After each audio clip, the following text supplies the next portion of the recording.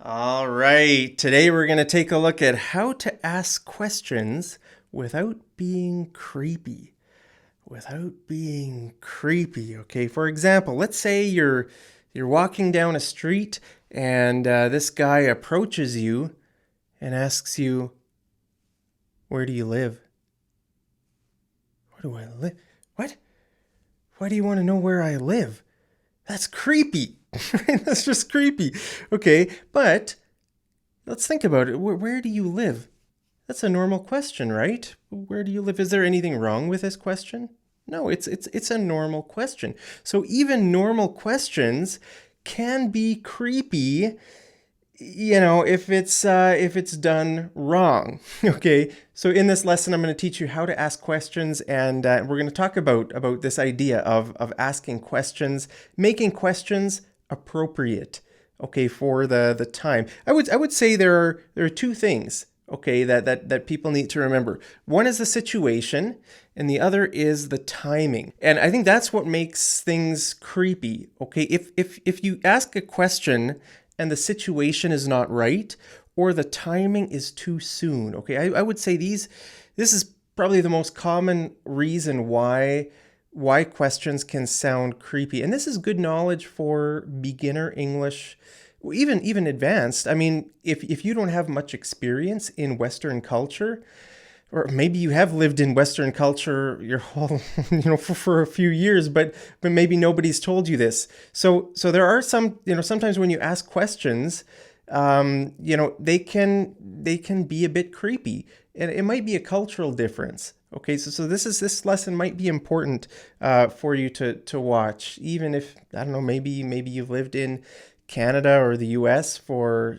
quite a few years, and maybe your English is pretty good, but maybe you lack a bit of cultural sensitivity. Okay, then this lesson is for you. Now, conversation, you know, it's normal to ask questions. So don't be afraid of asking questions, right? Asking questions, that's just part of conversation, right? You ask people about their life, about their personal life. Hey, how are you doing? Where are you from? As the conversation goes on, then we hopefully both of us will be more comfortable to ask more and more questions, even specific questions, detailed questions. But we need to do it right. Okay, we can't just jump into it. We need to do it the right way, at least in most situations. If you want to be polite, we need to do it. Okay, so let's take a look at some questions that could be rude or could be a bit creepy. Okay, where do you live? Where do you live? Now, this question could mean which part of the city do you live in, or it could mean what's your address. Okay. No, this would be creepy. We don't want to ask people really, about their personal information too soon, right? If you just meet someone and you ask them, "Hey, what's your address?" That's a bit creepy, right? So we don't want this, but actually this is okay. If you meet someone and where are you from? Which part of, oh, you're from Calgary? Cool. I'm from Calgary too. Which part of the city do you live in? This is completely appropriate. You can ask this. Okay, so actually you can ask this question, but to get this question to mean this, I want to teach you a very important word. Okay, and the word is abouts. Abouts. Now we can, if you put this word into a question, like a where question, then it makes it more friendly. It makes it less direct. Okay, so then it sort of communicates to the other person that you're not interested in their personal information. You're just trying to make friendly conversation. Okay, so whereabouts do you live? Whereabouts do you live? I'm asking sort of what's the area? What's the general area? Which community do you live in? Like here in Calgary, if you look on a map, you'll see different big communities have sort of names, like big parts of the city, like Renfrew or Mayland Heights or Vista Heights or Temple or Rundle, or just different communities, right? Probably your city has those too. So that's perfectly normal. That's polite. Okay. So if you ask this question, whereabouts do you live? That's actually a very friendly way. It's a good way to avoid sounding creepy. Now, if you ask someone, where do you live? They'll probably interpret it this way. If it's at the beginning of the conversation, if you just met someone and you ask, where do you live, without this word, they'll probably interpret it this way. They're not going to tell you their address. They're going to assume you mean this. But it's nice if you do this, because it's less direct, and I don't know, it just has a more friendly feel to it. Where do you work? Where do you work? Now this is a question that is often misunderstood by English learners. Okay, now this question could mean some different things. Okay, it could mean, which company do you work for? This is the most common meaning. Okay, when you first meet someone and you ask them, oh, where do you work? You could say, I work for Walmart. I work for Walmart. Okay, that would be good. A good answer. Okay, that would mean you understand this question in that context. But very often, like, beginner English learners interpret it to mean, like, which location, where is the location of your job? Actually, it doesn't mean that for most of it could mean that. It could mean that. Like, if you tell me you're an English teacher and I ask you, oh, cool, where do you work? Then I'm talking about which country or which city do you work in, right? So these questions in English can have more than one meaning. It's important to understand what the meaning is in the context. Okay, if I've never met you, if I don't know anything about you, and I ask you, where do you work? I'm probably meaning this. I mean, which company do you work for? But like I said, if we've been talking for a bit and I know you're an English teacher, or, if you sort of get the idea that I could be talking about the location, then this is probably, what I mean. Okay, which country? Where do you live? And it could mean, if we've been talking for a while and you've already told me you work for Starbucks, you live in South Calgary, and then if I ask you, where do you work? Then if I ask you this, then it probably means I'm referring to, which store do you work at, or what, where's your office, or, which branch, if you work at a bank, which specific branch. If I say, hey, where do you work? I come to that area all the time. I'll swing by and say hi. Next time I'm in that area, I'll swing by your Starbucks and I'll say hi. Okay, so then that would be okay. This question, we don't want to ask this too soon, right? So we don't mean this. We don't want this question to mean this too soon. We want it to mean more like, just a general. We want to be polite, and we don't want to pry into someone's life too early, too soon, right? Pry into means sort of dig into someone's life. We don't want to make them uncomfortable, right? We want to make them comfortable. That's why when you meet someone, you have to start with sort of the general questions, and then as you build trust with each other, you can get more and more specific, and you can ask them more personal questions. But we don't want to ask them personal questions too soon, right? So you can use this word abouts. This is a great word you can use. Whereabouts do you work? Whereabouts do you live? You could say, whereabouts are you traveling? Okay, so any kind of where question, you can put the word here in between where and the rest of your question. Whereabouts are you traveling? Okay, if I meet you, if we're traveling, if I'm on a train in Europe somewhere and I meet you on the train, I could just ask you, hey, whereabouts are you traveling? That would be perfectly fine. That would be a polite thing to ask. Just making chit chat, making general conversation. Okay, that means I'm not trying to pry into your life. If we take this word out, if I ask you, where are you traveling? That's a more specific question.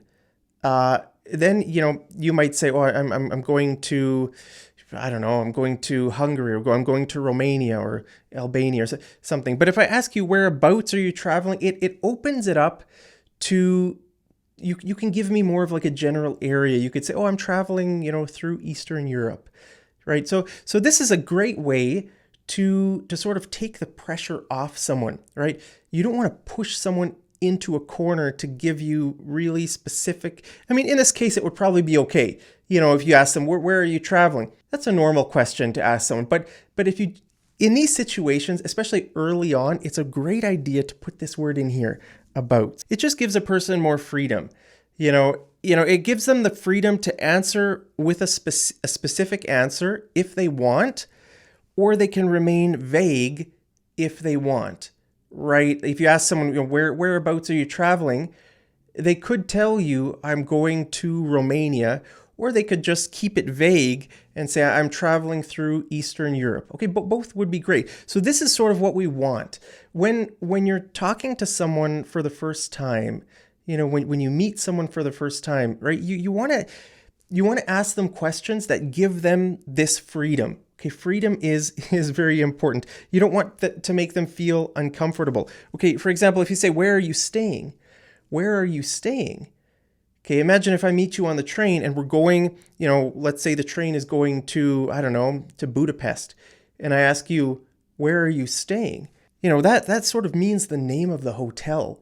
This is sort of pushing you too much, right? But if I ask you, whereabouts are you staying? Then I give you more freedom. Okay, you could answer sort of with the general area, or you could give me the name of the hotel. If you trust me, you could say I'm staying at the Marriott Hotel in Budapest, or you could just say I'm staying down by the river, or you could give me a certain sort of a general area, right? It's your choice, right? So that's why it's important to give this freedom, right? You can give them the specific name of the hotel, right? If she trusts you, she might give you the specific, maybe it's a hostel, maybe it's a hotel or wherever. Or, she might just give you sort of a general area. And this is important to know. You should remember how a person answers it, because then you sort of know, you can gauge, what your next questions should be. You can gauge how direct or how personal your next questions should be. Now, this is called testing the waters. Okay, testing the waters. When you go to a swimming pool or a lake, or you go to the ocean, you stick your foot in the water just to test to see if it's cold. If the water is really cold, you're not going to jump in, right? But if the water is not that cold, then you might go in, right? It's the same. This is the same idea. So we use this idiom, testing the waters, to refer to other things too. So we can use this idiom in this sense, where you could say, we're trying to find out whether she's like comfortable with us, what kinds of questions we can ask. Okay, we're trying to sort of understand the situation so that we know how to ask the right questions. We don't want to make her uncomfortable. We don't want to ask too direct questions like where are you staying? That's too direct. But I would say if you ask whereabouts are you staying, that's maybe appropriate. It's important to have tact, okay? Tact. It's important to be tactful. Okay, so you need to have tact or be tactful. Do you know what that means? That means having sensitivity in dealing with people or situations. If you are tactful, that means you're good at knowing how to navigate a sensitive situation. Okay, but if you don't have tact, if you're tactless, that's not a good thing. Okay, I'll give you an example of someone who is tactless. Let's say this guy just meets this woman and he says, how old are you? How old are you? That's one of the first questions he asks. Okay, that's not very appropriate in Western culture. Okay, usually people don't ask this question early on. This is one of the later questions you would ask someone. Okay, so this guy doesn't have tact. He's tactless. Okay, so it's important to have tact. Now, how do you be tactful? I would give you these 3 pointers. Okay, save personal information for later. Okay, you don't need to know how old the person is. You don't need to know their phone number right away. You can save that for later. Okay, that might make them uncomfortable. If you ask them those kind of questions, it might make them uncomfortable. Okay, so save that for later. Test the waters with abouts question, with like whereabouts, right? Whereabouts are you from? Whereabouts. You can ask them. If you don't know where they're from, you could say, where are you from? That's fine. That's a perfectly fine question. But for me, I would say, hey, whereabouts are you from? Unless I know that person doesn't speak English very well, right? If I'm traveling and I meet someone who who doesn't speak English very well, then I wouldn't say this because that would just confuse them. They might not know, what does this word mean, about, right? Then I would just say, where are you from? But if they, speak English very well, then I would say this, hey, whereabouts are you from? Whereabouts are you traveling? Oh, you're going to Rajasthan, India. Me too, whereabouts are you going to go in Rajasthan? That means sort of which cities, or, I'm being friendly without being creepy. It's sort of sometimes it can seem like there's a fine line between being friendly and being creepy. Okay, you want to be friendly, and most people are very open to, to questions, but you just don't want to ask the wrong questions, or you don't want to ask certain questions too early. Also, pay attention to the situation, okay? In a situation, a person might be comfortable with you. Let's say, for example, you're in a group of people. You're traveling, a bunch of people, you've just met each other. Let's say you're in a hostel. You're in like the common area of the hostel. Oh, hi, my name is Mark. Where are you from? You're sort of in a group, and let's say you start talking to someone and, they get comfortable with you. Maybe it's not a good time to ask them for their phone number. Maybe they would be comfortable giving you their phone number, but they're not comfortable saying it in front of everybody else. It's just an example. I don't know. So just pay attention to the situation. For example, if I ask you, how old are you? That might be okay. You might be comfortable telling me, but you just don't want to post it down there in the comments. You don't want everybody else to know. That's fair. Maybe it could be a normal situation, right? Where you're comfortable telling someone something. It's just the situation isn't right. Like, the question could be appropriate, but the situation doesn't quite match the question. You know what I mean? So you just have to be careful, be tactful. That's the point of this this lesson. The homework question I want to ask you today is which questions are appropriate or inappropriate in your culture when you first meet someone? Okay, which question? It might be different, than it is in Western culture. In Western culture, like I said, if you ask someone how old they are, they might be offended. It will probably be sort of interpreted as too direct. That's too rude. It sort of feels like you're prying into their life. Okay, but maybe in your culture, maybe it's completely acceptable. Okay, so let me know which questions are appropriate or inappropriate in your culture. I hope you guys are having a great day. Thank you so much for watching this video. I really appreciate your guys' support. So thank you again. Take care, and I'll see you over in the next episode of Mad English TV. Take care.